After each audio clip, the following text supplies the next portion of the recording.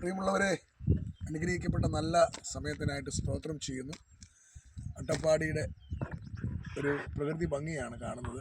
ഇവിടെ ഞങ്ങൾ വന്നത് ഇവിടുത്തെ ദേശത്തിന് വേണ്ടി, അതുപോലെ ഇവിടെയുള്ള ഊരുകളിലൊക്കെ ഞങ്ങൾ പ്രാർത്ഥിക്കുകയാണ്. ഒത്തിരി അഭിഷിക്തന്മാരിവിടെ പ്രാർത്ഥിക്കുന്നു. ഇന്ന് പലയിടങ്ങളിലായിട്ട് മീറ്റിങ്ങുകൾ നടക്കുന്നുണ്ട്. പ്രത്യേകം ഇന്ന് വൈകിട്ടും നമ്മുടെ മീറ്റിംഗ് നടക്കുന്നു, പ്രാർത്ഥനകൾ നടക്കുന്നു. അതിൻ്റെ ഭാഗമായിട്ട് ഞങ്ങൾ ഒരു ഊരിലേക്ക് പോകുന്ന വഴിയാണ്.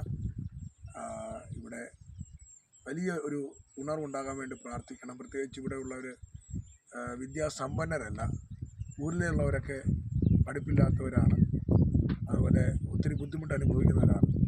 ദൈവത്തിൻ്റെ വചനം പ്രകാരമാണ് നമ്മളെ പഠിപ്പിക്കുന്നത്. അവർ പഠിപ്പും അതുപോലെ വലിയ കഴിവും ഇല്ലാത്തവരെ ദൈവശക്തമായി ഉപയോഗിച്ചു എന്നാണ് നമ്മൾ വചനത്തിനകത്ത് നമ്മൾ കാണുന്നത്.